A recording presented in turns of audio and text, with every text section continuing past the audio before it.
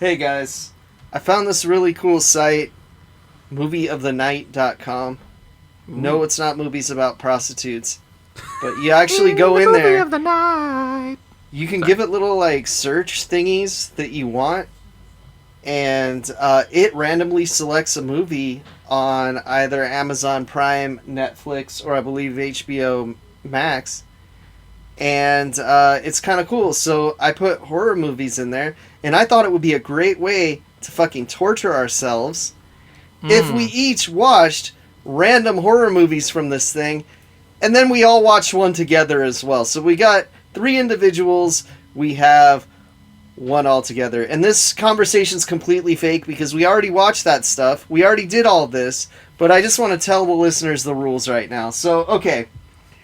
The way we did it is we rolled 3 times for our movie. If it was a movie we had already seen, it didn't count. Threw it right in the trash. If it was a movie that's new to us, it got to remain in the 3 picks. And then we had to choose one from that 3. And the reason we did the 3 picks thing is we didn't want to get 3 shitty movies that we would not be able to talk about in an interesting way. So we at least wanted to get something we look like we could talk about, which is how I picked mine, because I didn't think it looked good at all, but it looked talkable. And I think that's how we picked our group pick as well, is because it didn't look good. Talkable.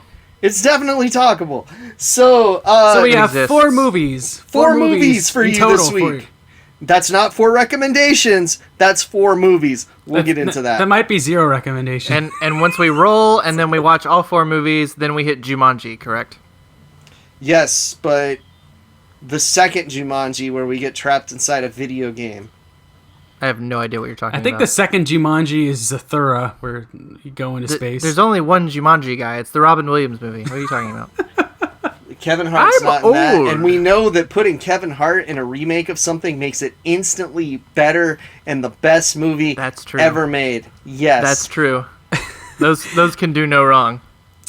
Welcome to another miserable podcast, everybody. How are you doing? Those aren't cool, better than you, Zach. Better than you.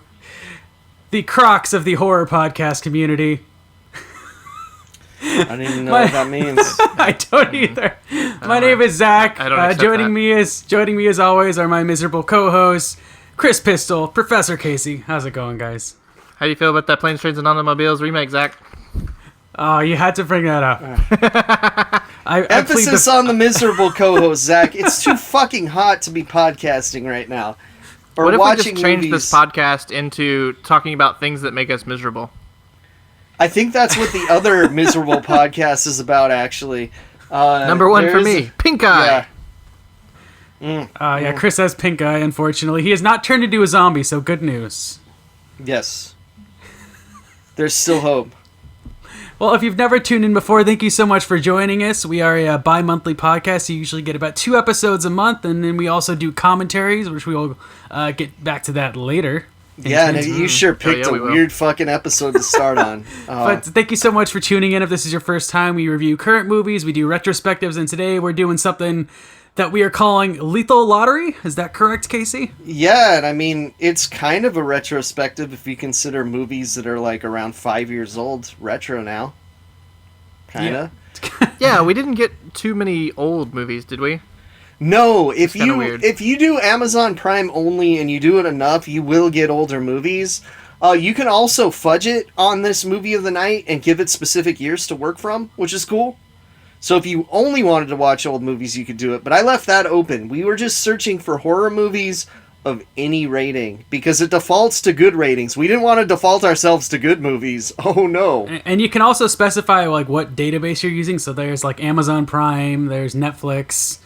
I forget everything else. HBO Max also. It does say you can search all 3. I find that doesn't particularly work if you do all 3 at once. It just picks whatever the last one you clicked was, and it will it will just give you HBO Max over and over again. So I did our game from Amazon Prime just because it has the best horror selection of the 3. So they should put Tubi on there because Tubi's pretty great. They should put fucking Shudder on there, man. Yeah, Tubi would be great actually. Or Disney Plus, come on. Yeah, I mean, we All can give those Bride a interesting, Boogity. weird horror movies that are on Disney Plus. Have you seen that there's a Halloween collection right now that has a lot of them in one place? They kind of fucked up a little bit. Like Bride of Boogity isn't there, even though it's on the service. You might still have to dig. But it's a collection of TV episodes and, movies like Halloween Town. On Disney Plus, right? Yes. Wow, they're really prepping for Halloween early this year. Well, so is Shudder. Shudder's doing 60 days of Halloween starting September 1st. 61 days of Halloween. Shudder's Halloween all year long. It's a horror streaming service. But they are bringing back the Gulag this year, which is amazing. And speaking of Gulags, I felt like I was put into one by my first movie, if you guys don't mind me starting. Let's do this. Greetings. I want to play a game.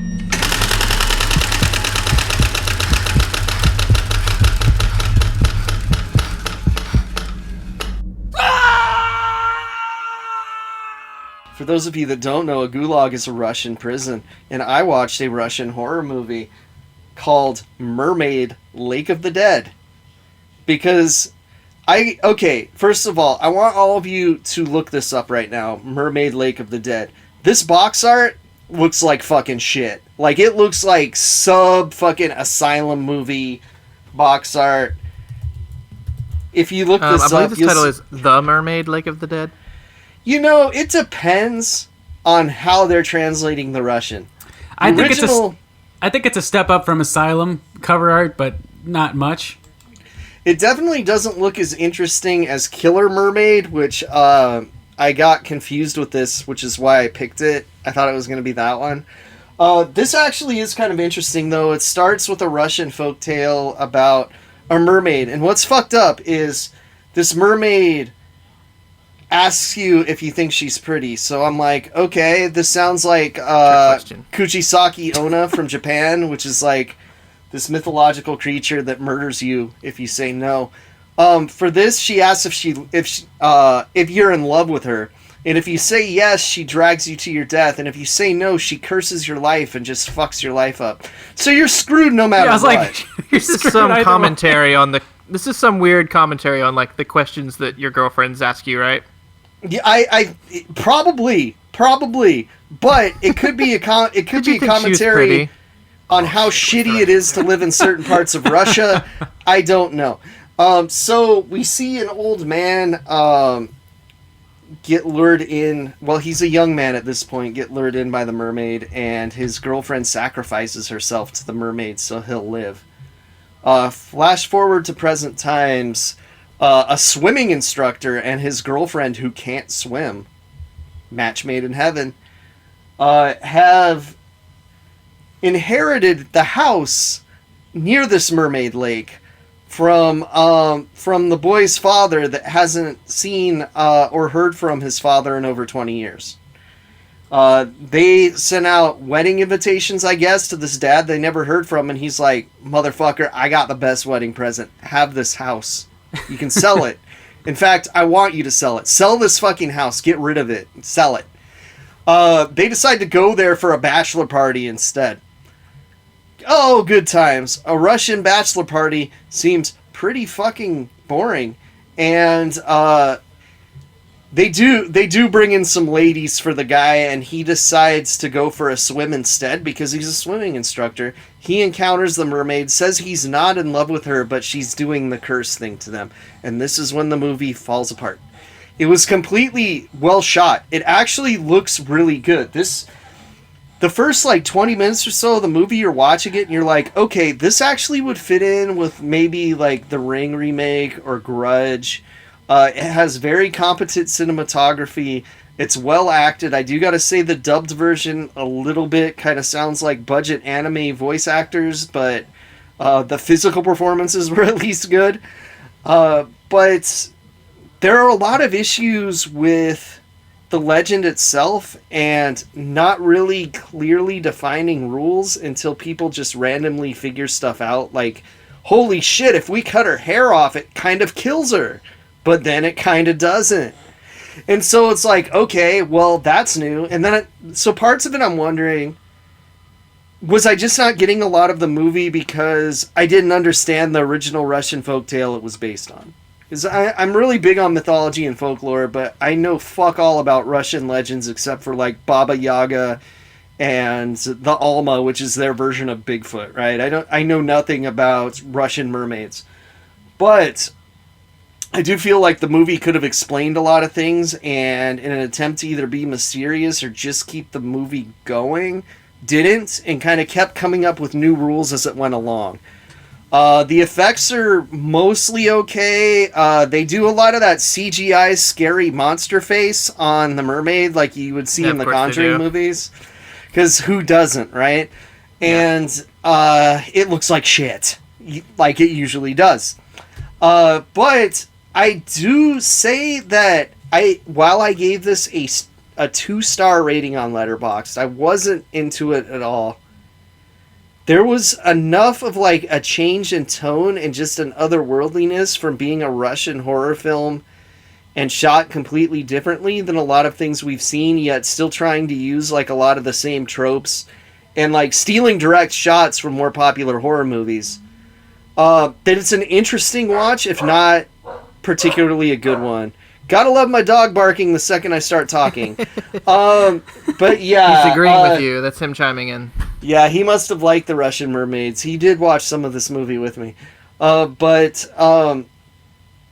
Yeah, it's kind of weird that it seems like it's technically there, but the story's horrible, which might be a theme tonight a little bit. But yeah, I would suggest checking it out if you just want to see a Russian horror movie you've probably never heard of. Like, when I was about 20 minutes into it, I thought, man, this should be something Shudder picks up and gives a wider audience to. And then by the time I finished it, I'm like, yeah, Shudder shouldn't pick this up. So Shudder saw it and was like, nah. Yeah, I see why this is buried on Amazon Prime.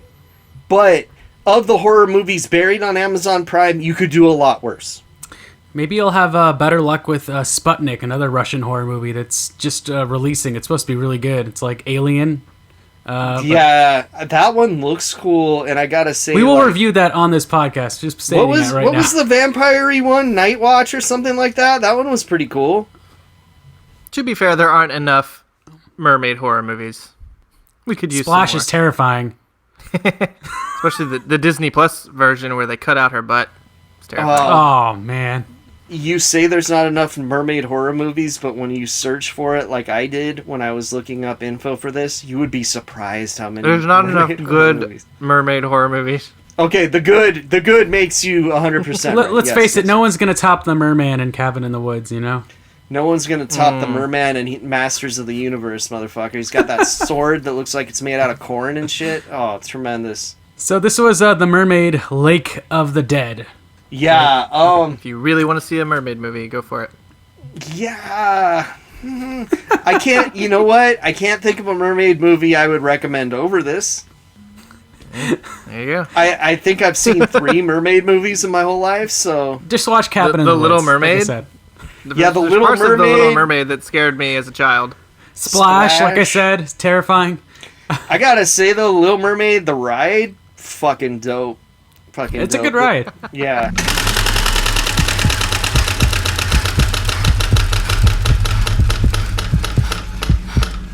This is some tangent. Chris, what was your pick, sir? What did the Lethal Lottery bestow upon you? Okay, guys, you know I'm the biggest Doctor Who fan. And in being a Doctor Who fan, that led me to the magical world of things that David Tennant is in. Which is a lot of things. Which is a lot of things. The Broadchurch, he's fucking great on Broadchurch. The Fright Night remake. Mm-hmm. Which he was good in. He was one of the best parts of that. Yeah, he's one of the best parts of that remake. Harry Potter. He's in. Yeah, he is. I think that's probably the first thing I saw him in, actually. I always forget he's in Harry Potter. I'm like, whenever he shows up, I'm like, it's the Doctor! But anyway, he's a very gifted actor, very versatile. So I remember when this movie came up on Random Roulette, I was excited. It is Bad Samaritan from 2018, pretty recent. And I remember... And if I can remember, it was the first one that came up for you, right? And you're like, yes, I'm doing this. First try. And also my reaction was, oh yeah, that movie. I remember seeing that and being like, I want to see that just because David Tennant's in it. And that no one ever said anything about it, and I completely forgot about it. Just like probably most people have. And I was like, I feel like I remember this getting some good word of mouth, and so, you can check this out, it's gotta be good. After watching it, I kind of understand why not really anyone talks about it or remembers it. So the story here is we've got our main character, young man named Sean, played by Robert Sheehan, who is actually on Umbrella Academy right now, which I have not watched. It's good, dude. I hear. But after about 10 or so like useless minutes at the beginning, setting up that he's kind of like a deadbeat photographer, it shows him basically he gets a job. His friend gets him a job at a restaurant being a car valet. And then you start to realize that him and his friend actually have this sort of hustle going to where when they take people's cars for the valet, they will basically look up in those people's cars, like where their home address is, go to those people's houses, and then rob them. So one, fucking don't give your car to valet.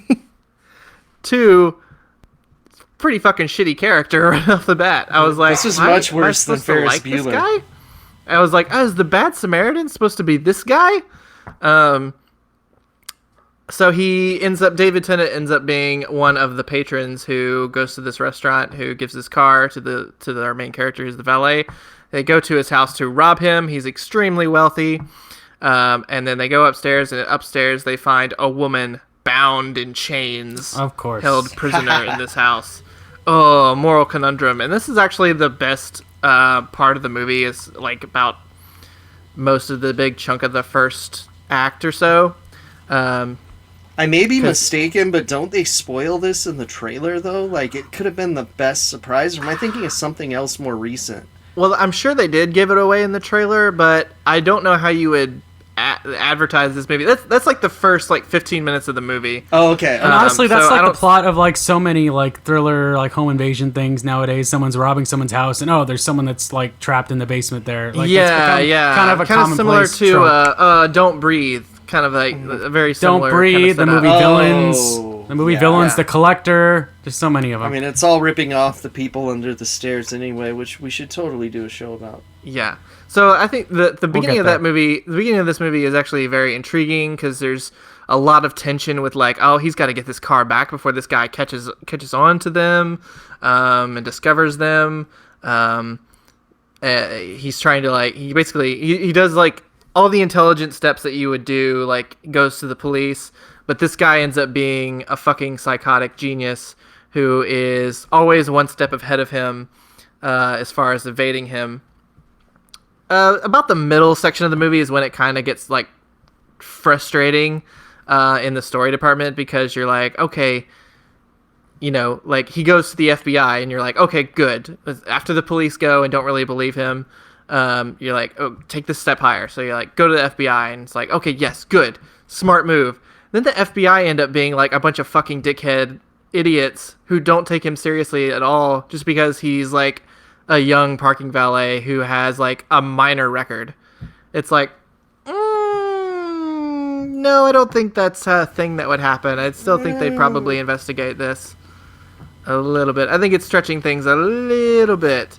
They'd kind of lose their jobs really bad for that. Yeah. Yeah, it takes a couple of unbelievable turns to try to force their main character into a scenario where he has to feel like he has to handle this by himself. And then just a big chunk of this movie is just David Tennant's character making his life a fucking living hell. He figures out that this kid is onto him, and he fucking goes after him.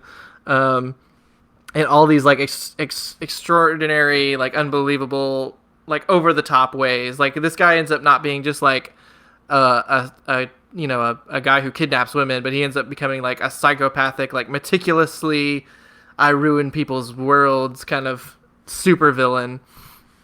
And I think it was a good choice to cast David Tennant, because he can really chew the scenery and make a just entertaining meal out of this role. But I feel like there was just a lot cut out. He doesn't really hardly even speak for like the first half of the movie. And when he does speak, it's in a really awkward American accent, which is like, come on, just let David Tennant do his Scottish accent. So it's really chunky or clunky in the middle sections. I kind of started to get bored after a while. And yeah, it just kind of feels like it drags its feet for a while and doesn't really know what it's doing. Like, it should have just like kicked into high gear at some point and become like a cat and mouse or a, bad guy versus good guy where they start to one up each other scenario. But it never really goes there. And then just kind of sputters out towards the end. It's kind of a shame. It sounds like it was promising at first, and then maybe it's just because I really like Don't Breathe, though. I don't know. Yeah, and it takes itself really seriously. Like, it feels like it could have been like a good campy time. Like, it definitely also feels like these guys, David Tennant is in a completely different movie than Robert Sheehan. Like, Robert Sheehan is actually giving an extremely emotional and dramatic performance. Like, he's trying to fucking win an Oscar. And he's really good in the movie. And then David Tennant, on the other hand, thinks he's in like a Hannibal Lecter movie, where he's kind of just playing this mustache twirling super genius. Does he eat fava beans? He doesn't. Yeah, that's the sad thing, is he doesn't really even go full camp with it. So yeah, this is like the kind of movie that, like, if it's on TV, your parents would probably start watching it and be like, "That was good," but it's not really something to go out of your way for. How many stars did you give it, Chris? I think I gave it 2.5. Okay. Because the first half was entertaining. It did keep me slightly invested through parts of it. Did I rate the Mermaid movie? I don't think you did. Okay, I gave that 2 stars. I think you said 2 stars. Yeah. Did you? Okay. Pay attention, Zach. Sorry. So Bad Samaritan, 2.5 stars. Okay. Interesting. Bad Samaritan was more like not good Samaritan.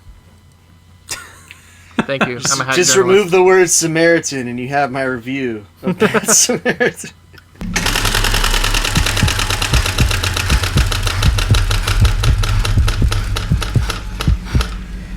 Well, I guess I fared a little better in the lottery here. Yeah, which one did you get, Zach? I was trying to remember, and I totally blanked on it. So I ended up with Touch of Death, written and directed by Lucio Fulci. Oh yeah, you did get the good one. Fuck. So this is a lesser-known Fulci film. Came out in 1988. It is strange. No, a Fulci movie? Strange. Oh, I love the poster. Yeah, it looks really good. So there isn't really... You follow the serial killer. There isn't really anyone to root for in this movie. He's a serial killer that targets exclusively wealthy widows because he has like a gambling... he wears a lot of outfits because he's on the run. This is like a dad serial killer. Yeah, this looks like Al Borland with a chainsaw. So he's a serial killer. He targets wealthy widows. He has like a gambling addiction. He likes to bet on horse races, but he's constantly like losing. So he, targets these widows for their money to get them out of trouble, basically. But he's a pretty savage killer. He's also like a part-time cannibal. Like his first victim that they show, he's like eating like a part of like her stomach, at a dinner table.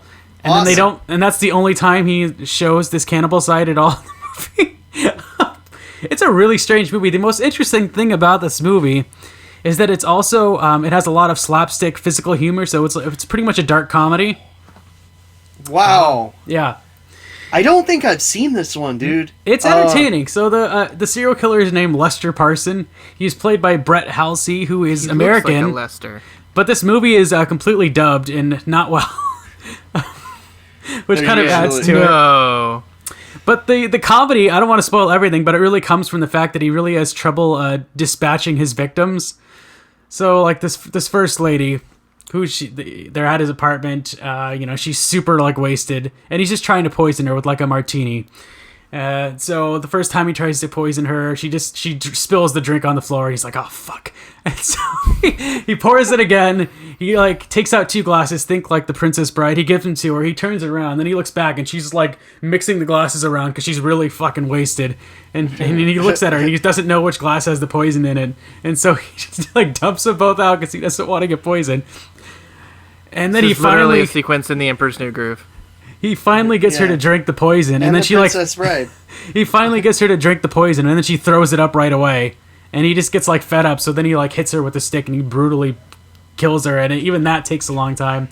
Okay, this sounds fucking amazing. It sounds like the Italian version of the Microwave Massacre is what you're describing. Oh, it's funny that you should mention that because that's how he ends up killing this woman, by sticking her head in a microwave. Wow. Okay, I'm wondering what came first now. So, how did he close it? He like beats her head. He splits her head open. Her eyeball pops out, and then she still gets up and tries to run away. And then he shoves her head in a microwave. That's okay. Like Microwave Massacre was 5 years earlier than this.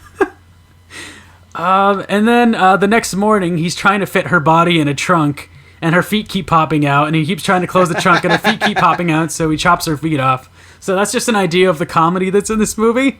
Dude, this sounds hilarious. Again, there's no one to root for. The score is, like, really, like, kind of childish, and, like, it sounds like something you'd hear in, like, a Mary-Kate and Ashley Olsen direct-to-video movie. That's, like, the score for this film.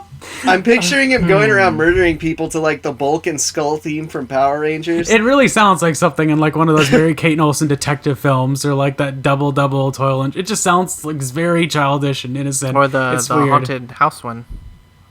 Yeah, or if you know the video game Plumbers Don't Wear Ties. You know, something like that. Oh, of course. It's a fucking masterpiece of a game. There's another. Put the 3DO on the map, or was it the CDI? They put the Philips CDI on the map. Or the 3DO, I can't remember. It's the CDI, I believe. Anyway, the other element is that he's very schizophrenic. So the cops are constantly like on his tail. He's watching news stories, and he sees like he's continually like they're continually finding evidence of like his murders. And so he turns on this tape recording, and he starts talking to this voice, which is like pretty much his subconscious. And his subconscious is telling him that there's a copycat out there that is trying to frame him essentially and like doing exactly what he's doing. So he's fucking insane. Throughout all this, he's dodging this guy who he owes a lot of money on horse bets. It's really weird, but it's entertaining. I want to remind the audience, since all of them are going to want to see it from what you've been saying so far, all of these are available on Amazon Prime. This is available. I watched it on YouTube. It's available legally on Amazon Prime. It's available legally on YouTube because it's there in a couple of places. But yes, it's on Amazon Prime. Guys, I just realized I think Zombie is the only Lucio Fulci movie I've actually seen. You haven't seen Beyond? I don't think I have. Oh. I recommend that. I recommend Gates of Hell. Yeah, those are like I hear the three that are like... Don't Torture a Duckling is good. It's good, but it's like giallo good. Like you've got to be in the mood for like giallo tropes. Yeah, I gotta say, I think this is a Fulci film that probably went under the radar for a lot of people. But I'm glad I saw it. You know why, Zach? It's because I thought it was a giallo film, and I'm not really that into those. The practical effects are kind of the reason to see this, but it is pretty funny. It's just fucked up because it's pretty brutal. If you know Fulci, this is brutal stuff. Mm-hmm.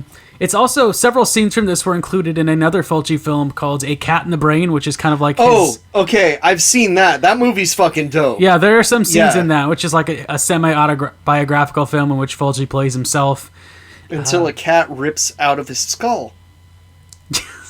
Spoilers. Yeah. Anyway, my final rating for this... It's the poster, Zach. My final rating for Touch of Death is 2.5 stars. It's messed up. But there's a lot of funny moments. I don't really want to spoil anything else because watch it because it's pretty goofy. Honestly, Zach, I think I'm going to. I'm glad I sold you on it. Touch of Death. So I guess I fared a little better. But we did have a group pick. I'll have to have a just giant Lucio Fulci marathon at some point. Yeah, I'm The behind Cat on in the Fulci Brain- too, so. The Cat in the Brain's the one you want to watch last, but it wraps things up well. And also, if you look up the poster for The Cat in the Brain, you will see one of the greatest film posters ever created. Yeah, The Cat in the Brain includes, I think, a lot of scenes from some of his prior works. 'Cause it's sort of like the culmination of his career, I think. Yeah, he decided to make a movie about himself, starring him as himself. Good times. It's like his new nightmare. Always a great idea. Yeah. But like 20 years before that. I had a thought earlier today that was like, surely some film student out there has made a movie about themselves and titled it their name. Like, the most self-indulgent thing you could possibly do. You should see the 200-page script that Zach is sitting on right now. It's called Zach. Zach, a life.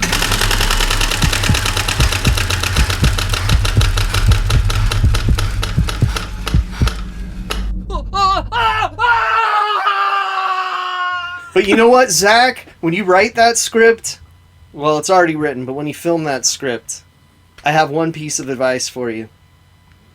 Don't film the first draft of your fucking script. Because that's what I think happened with our next choice. And I've got a lot of reasons I think that. Could it be that this movie has no consistent tone? Okay, it could be that the fucking Harley Quinn knockoff is called Miss Quinn. Her name is Dollface in the IMDb credits. So this wasn't a choice. Let's make that clear. This is what the lottery selected for us on movieofthenight.com. It's called the Funhouse Massacre. It came out in 2015. Dude, okay. Directed by Andy all, Palmer, written by Ben Bagley. Go on, Casey. So we all got sucked into it because it said starring Robert Englund, and we're like, fuck yeah. We'll see. Okay. Yeah, we should have been like, we'll see. Yeah. Front and center on the poster. Should have known how these movies play. Robert Englund, 5 minutes in the movie before he's dispatched by a girl in a ratchet-ass wig. Instantly, I was like, oh, fuck you. 5 minutes Yeah. of enjoyable Robert Englund, though. I gotta say. He was loving it. It's like he always wanted to play Dr. Loomis. I was just thinking, like, man, Robert Englund is not too old to come back and be Freddy Krueger. No, he's definitely saying. not. This is only 5 years ago, so he's the warden of this kind of hidden insane asylum in. But the press knows about Yeah. it. What city did this take place in? I don't even remember. Detroit, maybe? It looked like Detroit on the outside. Let's just say Detroit. I don't remember. Yeah, with apparently no lights either, because all of the prisoners are like in complete darkness except for like one shaft of light that like comes across their faces. Well, real solitary. Sometimes you don't even get that shot. So there are 5 psychopaths in this insane asylum, but in total there are 6 psychopaths in this movie. But maybe we should. One's wearing a ratchet ass wig and brings them out. Maybe the working title was 7 Psychopaths, and it came out around the time of that Sam Rockwell movie, and they were like, "Oh shit, damn it, gotta change the title." Should we do a roll call for this I'll gallery do of it. villains? I'm not gonna. Zach, Yeah, throw do, in 'cause I their don't names. remember. Okay, so we Ron got Howard's fake, brother. We got fake Harley Quinn. Okay. That is Candice DeVisor. It's called. Her name is actually Dollface. Okay. We got the guy that's supposed to be Gordon Ramsay. That's a cannibal, but looks like the dude from. He looks like the heavier set of the gay couple from Modern Family. That is Animal. I think it's by E.E. Bell, who's a character actor that's been in a bunch of things. Yeah, he's a cannibal chef. Then we have big wrestler dude that's a killer clown that's not played by an actual wrestler. This dude is huge. His name is Mars Crane. He's in a ton of movies. The but character he is not a Rocco. wrestler. Dude is like 6'8". If you see a picture of this dude, he is huge. And that character was supposed to be like a clown originally, right? Before he went insane and became a murderer. He was supposed to be a wrestler before he became a murderer, and the clown thing just happened. Yeah, it was like, why did you mush those two things together? They did not really fit. It's like, especially do a when the clown maze or was do a supposed to wrestler. be. The maze was supposed to be based on him, So he should have never been a clown in the first place. Okay, we'll get to the mazes in a second. Okay, yeah, we got Clint Howard as the taxidermist. Clint Howard is given nothing to do with this movie. No. It's cool to see him, though. Showed up just to give his moral support. Kind of goes out like a bitch, too. And then we got the killer dentist. Dr. Suave. Right? Yeah. Played by Sebastian Siegel. Way too well groomed to be in a mental hospital for that long. But it's funny because both in looks and rapey demeanor, he reminded me so much of Casey Affleck. It was hilarious. I was going to say Guy Pearce, but that works too. Am I missing one, Zach? Yes, you are. You are missing Mental Manny, the cult leader, played by Jer Burns. How could I forget the fake Joker that was also David Koresh? I gotta say, something weird is happening with his eyebrows. I could not stop looking. Yeah, he looks like, he has the Sandman's eyebrows. That's why. May have been just as inebriated during the filming. I don't know these things. But yeah, so this has a lot of stuff going on at once. And there's a lot of comedy attempts. And there's a lot of horrific stuff. There's some really good gore effects in this movie, actually, or at least some fun ones. But this is attempting to be a horror comedy where the horror hits about 20% of the time, but in modern horror comedy senses, that's actually a good ratio. Yeah. But so basically what happens is these guys break out to go to a haunt attraction that has mazes based on their actual crimes. And then they kill the people playing them in the maze and take over and then just decide to murder everyone that goes through the maze. And then we have to follow a whole group of teens going through the maze. Because, we need heroes in a movie like this. Did you just call them teens? Did you just call that group of 30-year-olds teens? Teens. At one point, our, lead actress woman is, her friend insinuates that she is a virgin, despite the fact that she looks to be about 32 years old. It can happen. Sure, it can happen, but they're talking like they're 15, and it's like, what the fuck is going on? I have a question for you, Chris. I have a question for you. So, this takes place on Halloween. For some reason, this haunted attraction their opening night is on Halloween, which, no. Yeah, this is fucking bullshit. I guess they didn't want to make any money. What Halloween attraction has their opening night on Halloween? The kind that don't want to make any money at all. Much like this movie. So yeah, this group of characters, I guess they work at a diner. It's a really weird looking diner. And they jerk off in people's food, like in Waiting. Yeah. But they're all dressed haven't seen that joke before. They're all dressed in costume, and the main guy, Matt Angel.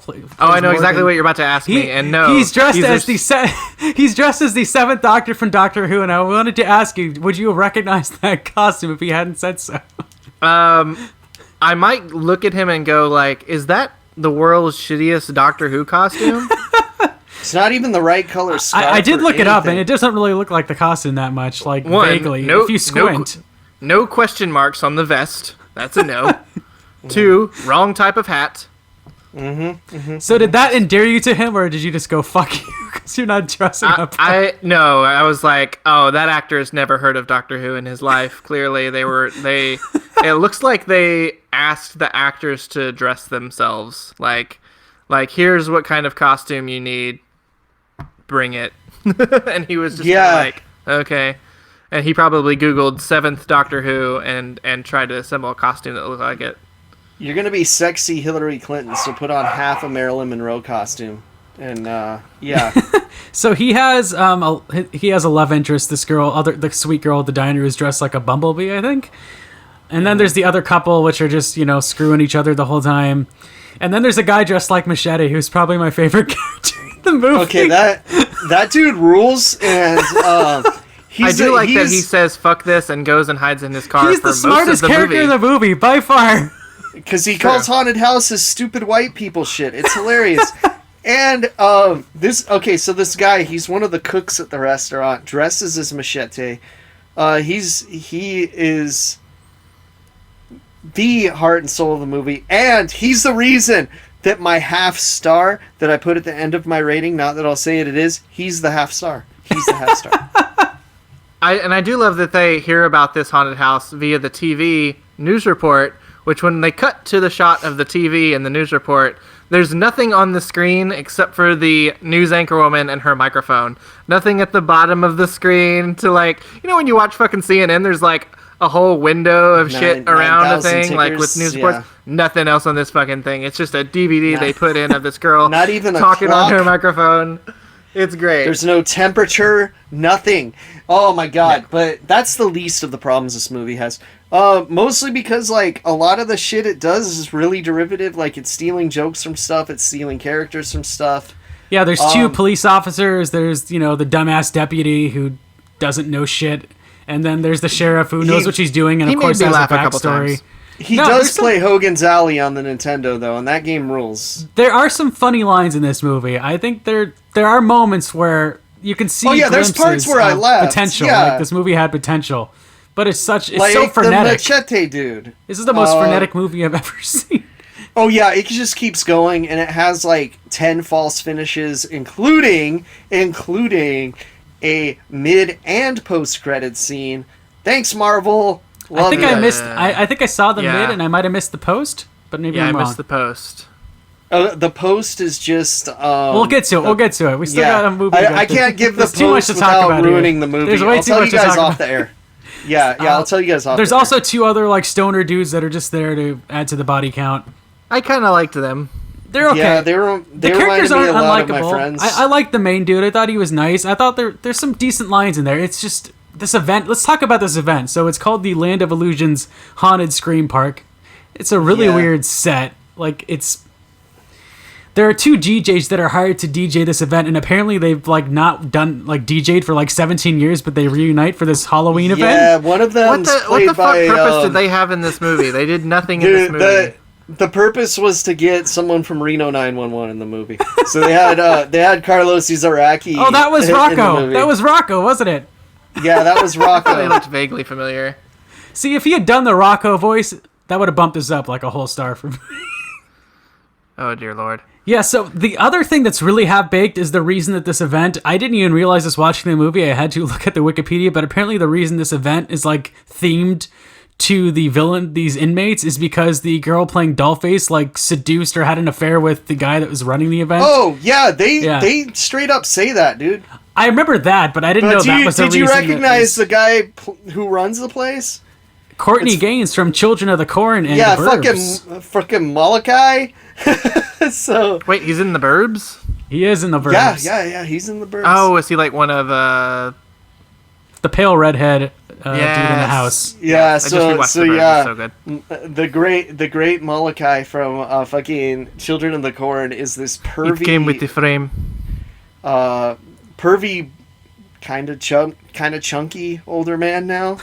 And is running this thing. You know, I like to think they're the same character in both movies because it makes this way more interesting. You think he would like the cult guy more, though. Yeah, so these inmates take over this haunted attraction and they like kill or torture all the scare actors that were supposed to be running it. And somehow they start to kill people immediately as they go through, and somehow people don't catch on to this immediately. Hours go by and nobody says like, hey, where are all my friends at? I do gotta tell you guys this, and this is a true story that our listeners might have heard. If not, you're gonna be really fucked up by it for the rest of your life. This is kind of based on a true story. There was recently, like within the last few years, there was a house haunt that some people went through, and they went in and quickly realized it was all real fucking dead people. Mostly because of the smell, but also, like, this is too realistic for special effects, and they all ran out screaming. And the guy that put on the show is just sitting in his chair fucking watching them leave and scream. And I think they said he was still sitting in the chair like that when the cops came. Fucking amazing. Where did you hear that? I saw it in a documentary or something, but it was in one of the Haunter documentaries, but it's a real, true story. Oh, gosh. Yeah, and fucking amazing. So there's a little bit of precedent to this, even though they immediately knew people were dying and ran away. There's a lot of people at this event. Half of them are having a good time, and the other half are like running for their lives. And a lot of them were watching the DJs too, which means they're nowhere near the maze getting murdered. There is a good running gag. There is a good running gag that I appreciated. They called back on it. Just some dude who's looking down at his phone and walking and ignoring everything. That's my favorite. That's my favorite joke in the movie, because at the very end he walks out of the entire thing just still on his phone, and one of the cops is just like, "What the fuck?" Yeah. There are good moments here. Yeah. The thing about this movie is that it just feels like the main characters feel like they are in a comedy, and it wants to be a comedic horror movie, but the tone is just like it never really gels together. Because it definitely feels like, especially a lot of the serial killer performers think that they're just like in this badass horror movie, that they're gonna be like the next, big like famous movie killer, and it's never really like suspenseful or scary, or it would be much better any with kind of less tension killers. at all. They just try and cram too much in there. There's this whole thing with the sheriff who ends up, her backstory is that she like had escaped from this cult, or is the daughter of the cult leader. That shit came out of nowhere. I was like, what the fuck? Because I thought Dollface was the daughter of the cult guy. So they're sisters. They're sisters. Okay. It said they're sisters. Yeah. Sorry guys, we're putting some spoilers in here, but it's not important. I wouldn't know how to talk about this movie like fairly enough. No, I really do feel like they would write scenes to get the jokes they wanted, and then they would try to figure out what's the easiest way we could get out of this scene. Oh, we'll just hang her head on a coat hook. But I do gotta say, this is the first instance I've ever seen of Chekhov's coat hook, because the second we saw that coat hook, I knew someone's head was going. I knew too. See, this is Casey. This is where I have to disagree with you on the first draft theory, because this feels like a fifth draft where too many cooks have been in the kitchen, too many fingers Kris. have been in the pie. Like at some point in the fourth draft, somebody was like, why is the sheriff girl, like, why is she doing this shit? Like, we need to give her more stuff for her character. What if she's like the sister to Dollface character? And they just I'm just giving these filmmakers way too much credit. She was the worst written character, not because of the actress. She was because fine. she was fucking Harley Quinn. That's all she was. No, I meant the sheriff was the worst written character. Oh, yeah, she didn't have anything Harley to do. Quinn was probably the most interesting villain, because most of the villains just didn't have. They were very like thin, I found that actress's performance though really cringy. Like, especially the dancing. The first few minutes, I did not buy her as this like sexy. If you have a girl, her whole character is that she kills cheerleaders, and she cuts off 2 cheerleaders' heads and uses them as pom-poms to dance around, and then you miss the fucking shot of her dancing with the pom-poms and never really pay it off. You're a hack movie maker. I'm sorry. To be fair, this is the first credit on the actress who played Dollface. Her first credit on IMDb is this movie, so considering that, I think she did okay. Anyway, my favorite scene in this movie is when Machete is sitting in his car minding his business, and a girl like runs up to the car screaming. He just starts screaming back because he's just like trying to wait for this to over, and then she like passes out on the ground, and he rolls down his window, and he's like, "Are you okay? Are you dead?" Oh yeah. Shit. Machete is the best part of this movie. He's worth seeing this movie for, actually. It's only 90 minutes. Like, I know it sounds like this movie's 4 hours long with all of the stuff that we're fucking throwing in there. Yeah, it felt it's an ordeal to get through. The villains just weren't interesting enough. Like, come on. I mean, look at something like 13 Ghosts, where they create all these ghosts have really kind of unique, interesting backstories. You can make a rogue gallery of villains better than this. You know what it was, though? 13 Ghosts didn't waste time on the backstories. No. Yeah. You just had to watch them on the DVD extras. This wastes a lot of time on those backstories. I actually had to watch this movie in 3 sittings for a 90-minute movie. I got through it in 1 sitting, but it...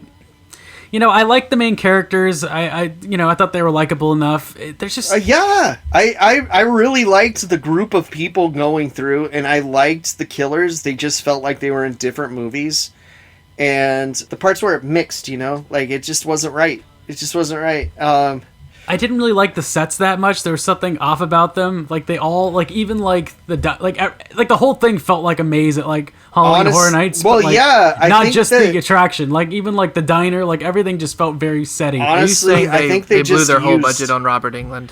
Yeah, Probably, I don't think they were building a haunt. I think they just found an existing haunt, which is a trick that my friend Byron did with his movie too. And then Houses that October built, and a lot of other movies have done this. Did you guys ever see Hellfest?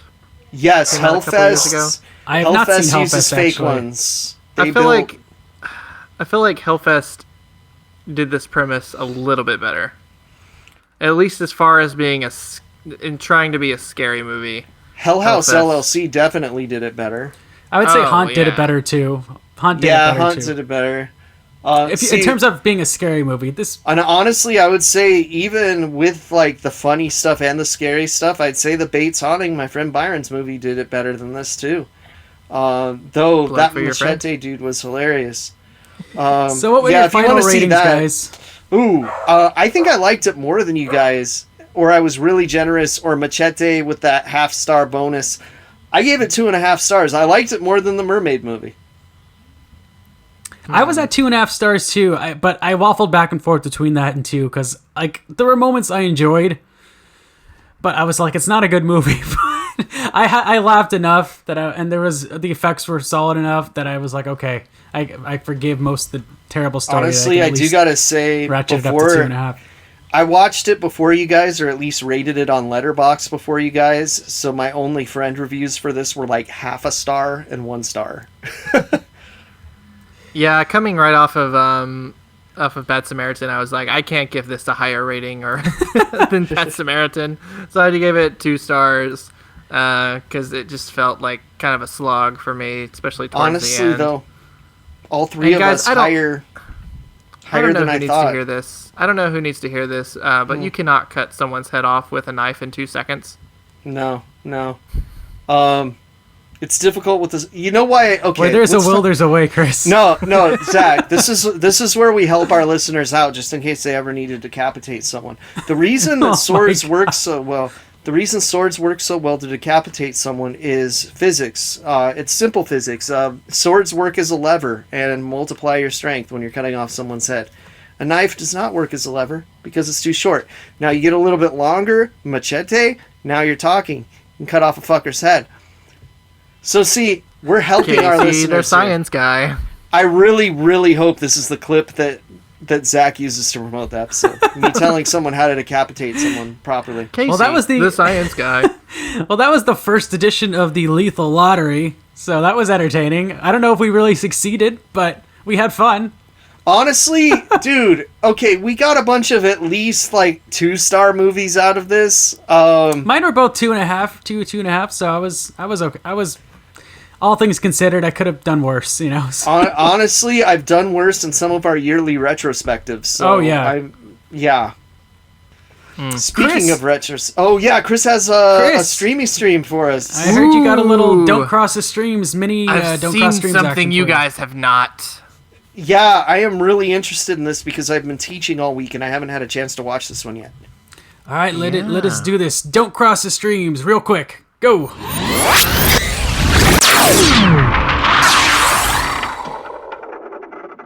Oh, so this week I watched the new love child between J.J. Abrams and Jordan Peele, or at least their companies. I don't know how much those two guys specifically had a say in this, but this actually does feel very kind of Jordan Peele-ish. Lovecraft Country is the new dramatic horror series on HBO Max. I don't know if this is going to be a limited series or if they're wanting this to go on and be like the new Game of Thrones or something. Is it based off a book? No. Am I thinking So it is what I've understood, and I am not knowledgeable about H.P. Lovecraft at all. My limits on Lovecraft knowledge are Cthulhu, fucking racist. I can help you out with this. It is based off a book, you asshole. Oh, I'm sorry.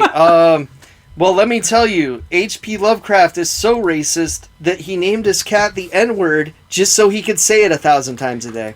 It is based off the book by Matt Ruff from 2016. There you go. Well, this show is the biggest fuck you to the person of H.P. Lovecraft ever, because this is a pretty much all black cast. Commentary on racism. This takes place in the 1950s, just after the Korean War. The main cast, at least in this episode, are three main characters. A young woman named Lolita, our main guy, Atticus, and I think it was his uncle? Uncle George. We'll say George Freeman. Yes, I'm reading it right now. It is Uncle George. Basically, Atticus' dad has gone missing, and there are clues left through these H.P. Lovecraft stories. And so he goes on this journey across racist-ass America. They live in, I think in Brooklyn, or at least in the north. And they have to travel across racist-ass America to find his father. And along the way, they encounter Lovecraftian type things. And that's all I will really say, I think, about the plot. I really do want to check this out, because I heard once those Lovecraftian things show up, it really kicks things in a high gear, and it's interesting. It has a like jaw-dropping opening. Nice. And then most of the episode, I will say, is really about their main characters, and then that racial tension that they experience as they are driving across the country, which is done exceptionally well. There's a like sequence in the middle of this where it's just a montage of them driving through and experiencing all of these relics of horrible racist iconography that was across America, to the extent of like billboards encouraging black people not to stay in the town, to sheriffs basically saying like, this is a sundown town. Sundown towns are basically towns where black people were not allowed to be after dark, and if they were legally allowed, or at least the sheriff's beliefs were that they were legally allowed to lynch them if they caught them in town after dark. And then it really kind of takes a while to get into the more horror, or at least the traditional horror aspects of the show. But there's tension all the way through it, with all the race-related drama. But then once you get to the proper Lovecraftian monster aspect of it, it fucking delivers. Very entertaining. I'll say that my only kind of criticism is the monsters look a bit like yeah, that's how I pictured like Lovecraft monsters would look like. Like nothing too just oh shit, I've never seen that before. Just kind of like oh yeah, fuck, that's a Lovecraft monster. So this isn't From Beyond, is what you're saying?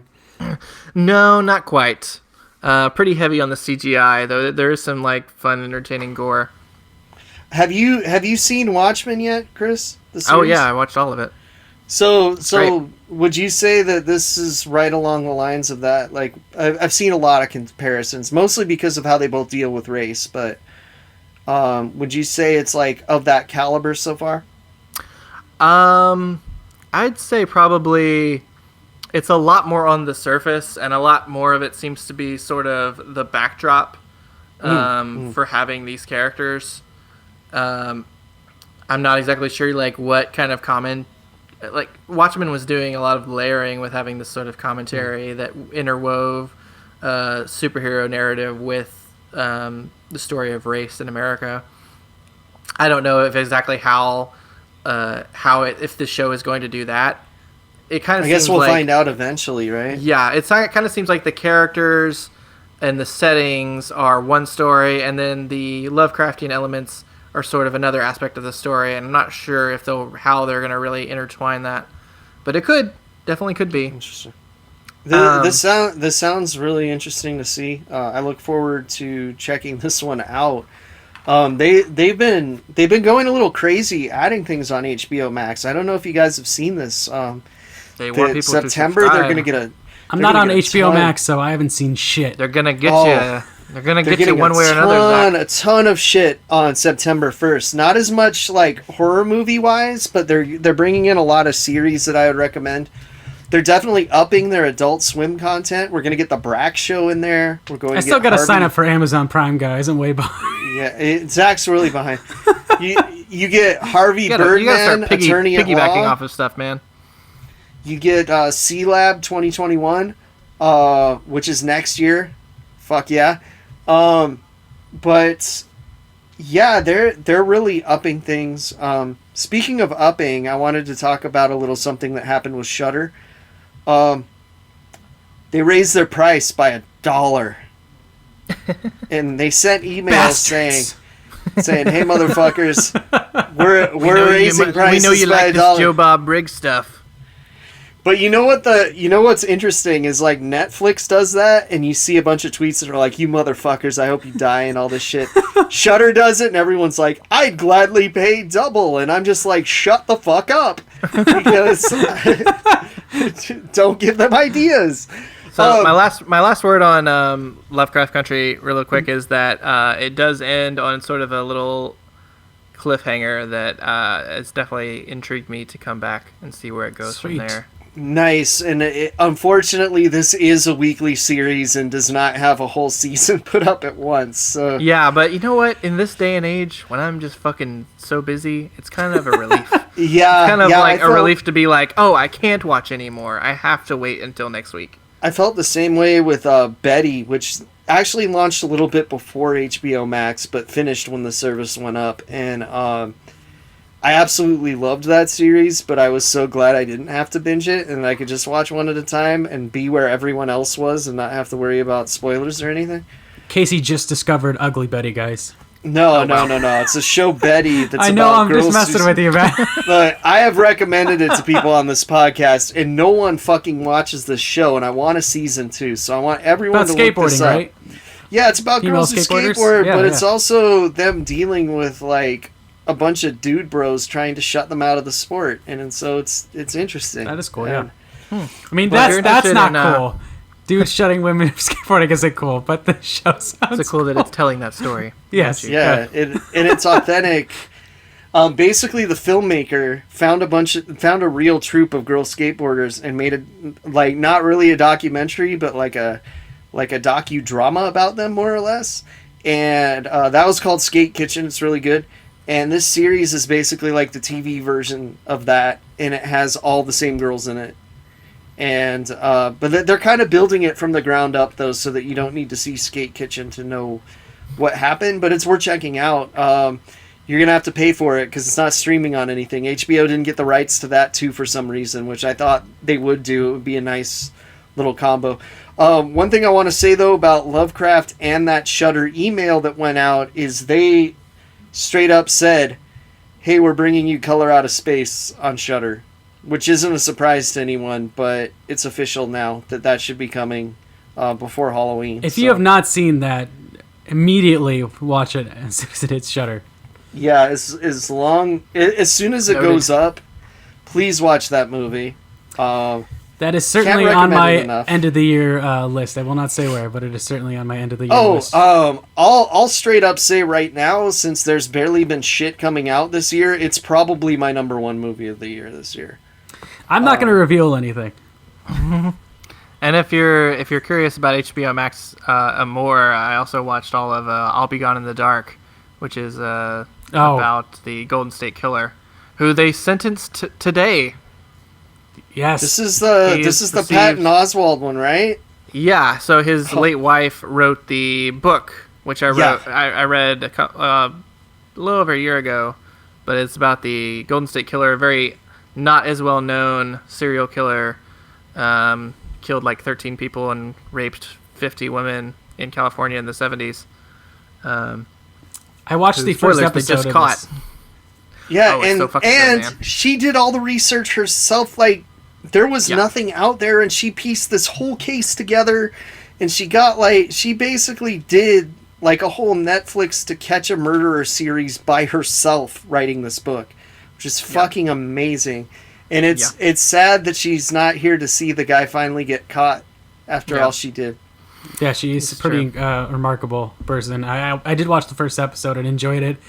I tried to get to the second one, and it was just, it's intense, man. And with everything that's been going on, I was just like, I don't know if I can do this right now. Yeah. Honestly, Zach, don't start watching The Outsider because you will feel the same way, if not worse. The Stephen King Oh yeah. show? Yeah. I watched the first two. I mean, I read the book, so Yeah. I dropped off after about the fourth episode, maybe, because I knew where the book was going, and I didn't like the ending of the book very much. So.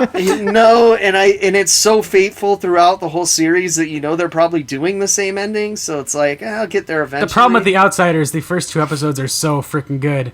Yeah. In the beginning, the book is really good, and then it's just, the rest of it just isn't as interesting. And once they kill off a prominent character, you're like, oh. Yep. Yeah, but in the book, that is such a fucking holy shit moment. Oh my god, you're it like, definitely what is, did I yeah. just read? Yeah. It definitely is. Okay, guys, we have a little business to get to. Oh, So, no. Good night. alongside Oh, these... yes, that's right. We have a new sponsor for this podcast. I hope you guys like shaving your balls. Pops from Kellogg?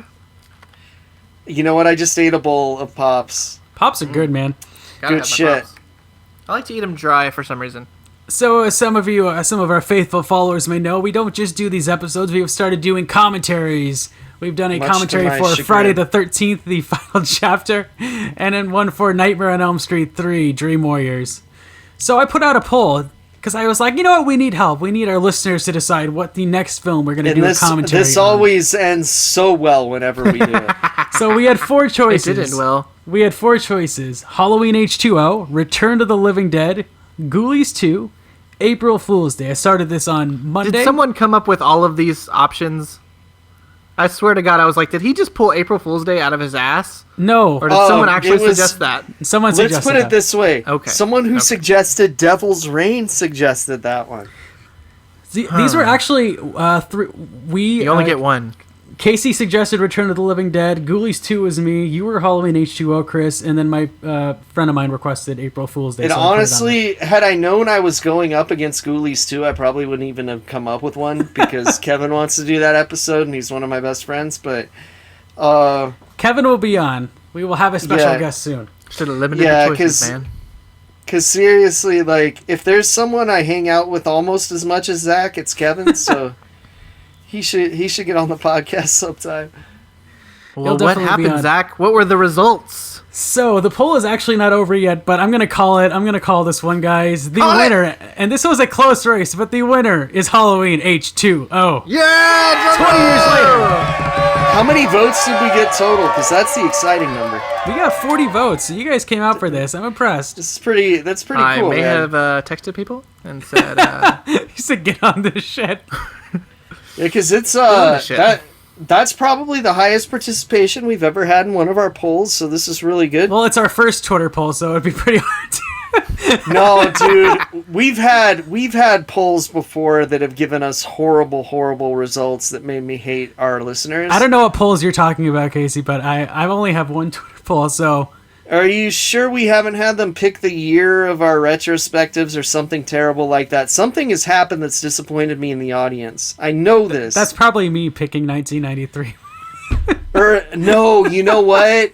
It was when I let them pick one of my choices to review and they picked the shittiest one. Oh, you did a poll on your own Twitter account. That's what it was. Yeah. Yeah, but it was for this show. Yeah. well, guys, remember I that. just felt like since we did a Friday the 13th movie, we did a Nightmare on Elm Street, we got to hit, I just felt like we had to hit my personal favorite of the series is, not favorite movie, favorite serial killer series, which is the Halloween series. Agreed. I love this series unabashedly, even though it is a hot mess. Yeah. Hot mess. It's less It consistent manages than the to others. be more of a mess than Friday the 13th, which is saying something. Yeah, it's I'd say it's like less consistently good than either of those. But I don't know. There's something about it that But the I high just, points like, are pretty love. high. Yeah, the high points are so fucking high, and the low points are so confusingly low. Yeah, I have I'm and excited 6. for Halloween H2O. There's a lot I could say about it, but I kind of want to save all of my thoughts for the commentary, which will be true. coming out this September. So, I just feel like I'm sort of glad Return of the Living Dead didn't get picked because I would have to do so much research to do it justice that I would lose my fucking mind. I would just get tired of saying, "Oh, this is great. Oh, this is great. Oh, guys, this part's great. This is great." And plus, the audience has never straight up told me that they love all my weird nods to the effects people that I actually have to look up and trace through things. So, yeah, until they do, maybe I'll just stop. So there. But I will drop this exclusive because the next commentary we do after Halloween H Show in October, as part of our Halloween festivities, is going to be Trick or Treat, the 1986 Not Trick or Treat. heavy metal slasher, which, Chris, if you have not seen, you have to watch this right now, my friend. You will love this movie, I promise. Okay. You'll have plenty to say. Starring I Ozzy promise. Osbourne, right? Yeah, well, if you believe the DVD boxes, just like starring Robert. Starring Robert Englund. Yeah. Massacre. We will be getting our Sammy Cur on in October.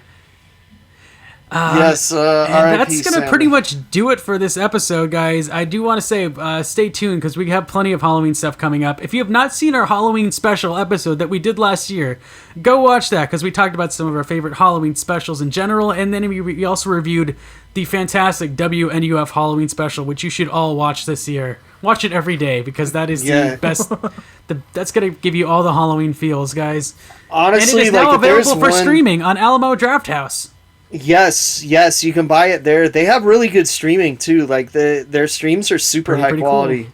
I bought a few movies through there. I bought the FP and the FP2, Beats of Rage. Highly recommend them both. Check them out. I'll admit that years ago I torrented this movie, and the torrent that I got actually had the commentary with it as well. So it'd be nice if we got like a prestigious Blu-ray with the commentary and everything on there. But until What then, sucks? For WNUF? I don't have my torrent anymore. So Yeah. I have the there- DVD. The commentary is great. Yeah, there was a Blu-ray allegedly, but it's I never like found a hundreds Blu-ray, of but dollars. I have the DVD. actually, you know what I'd love more than the Blu-ray is the VHS copy of this. Which does exist for sure. That's how they promoted the movie. They just recorded VHSs and left them around a VHS convention, which is I'd love to get my hands on imagine those. stumbling upon that by accident. So yeah, Fucking guys, amazing. check that out. It's the Another Miserable Podcast Halloween special where we talk about that film, some of our favorite Halloween specials growing up. It's a good time, and we're going to have more of that this year, I promise. Gentlemen, where can they find you? Chris, where are you on Twitter, man? I am on the twitter.com at twitter.com/Kris Pistole with a K. And a Pistole. Casey, where can they find you on Twitter? They can find me at Lucha Gringo on Twitter, and if they want to hear me talk about wrestling, they can find me on Mass Mats and Mayhem on the Lucha Central Podcast Network. Awesome. You can find my personal Twitter at twitter.com/earth, the number 2, Zach, Z-A-K. And please follow us on our official Twitter account, twitter.com/MPOSofficial, or just look up Another Miserable Podcast on Twitter. Subscribe to us on YouTube under Another Miserable Podcast or any streaming service that you listen to. It really helps us out. We really, really do appreciate it. You can also find me on Instagram if you want to look up there, same as my Twitter handle, earth, the number 2, Zach, Z-A-K. That's just about does it, guys. Please stay safe. Please continue to wear your masks.